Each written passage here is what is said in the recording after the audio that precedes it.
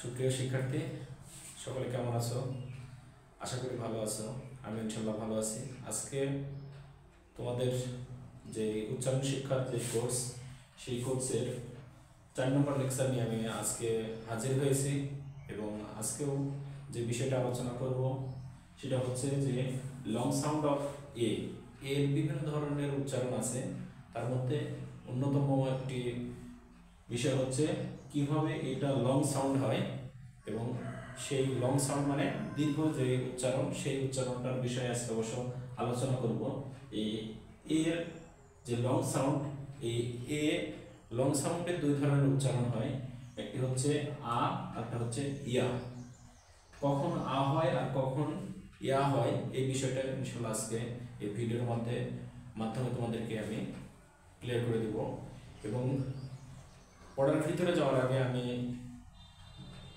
তাদেরকে বলবো যারা আমার এই চ্যানেলের নতুন, তোমরা অবশ্যই আমার এই চ্যানেলটাকে সাবস্ক্রাইব করে আমার পাশে থাকবে এবং নিত্য নতুন যে টিপসগুলো আছে, ইংলিশ শিক্ষার যে টিপসগুলো আছে, সেই টিপসগুলো পেতে সবসময় তোমরা আমার পাশে থাকবে এবং আমি চেষ্টা করব তোমাদেরকে নতুন নতুন টিপস উপহার দেওয়ার জন্য।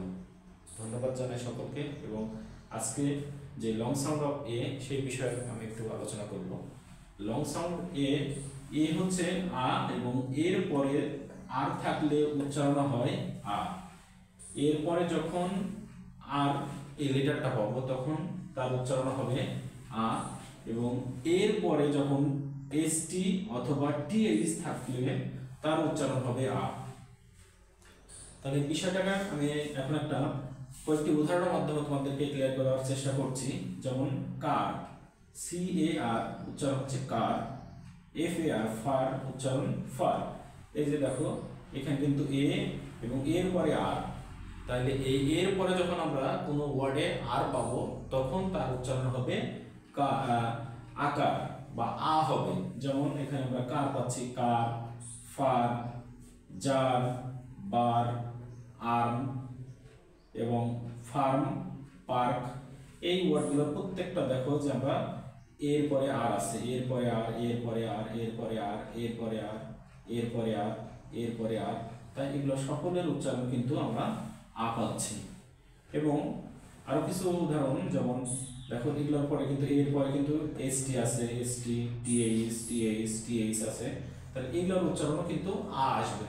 যেমন first, first, first, last, last, যেমন বাত, বাত, পথ, লাত, লাত।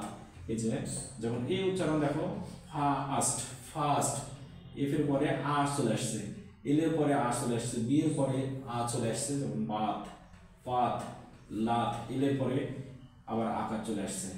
তাহলে এখান থেকে আমরা বুঝতে পারছি যে এর পরে যদি আর থাকে তাহলে তার উচ্চারণ হবে আ এবং এস টি অথবা টিএইচ থাকে তাহলে তারও উচ্চারণ হবে আ।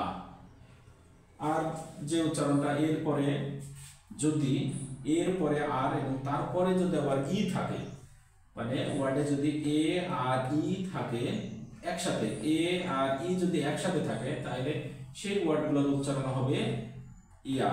যেমন bear, bear, care, dear, fair, here, মেয়ার।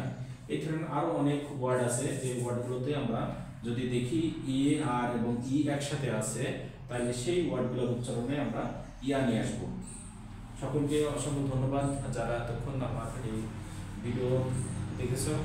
অবশ্যই তোমরা এই ভিডিও অনুযায়ী এবং এর যে লং সাউন্ড, এই সাউন্ড যদি তোমরা ভাষায় প্র্যাকটিস করো তাহলে ইনশাআল্লাহ তোমরা এই বিষয়ে আরো অনেক জানতে পারবে এবং পরবর্তীতে আমি আরো নতুন কোনো টিপস নিয়ে হাজির হব। সকলকে অসংখ্য ধন্যবাদ।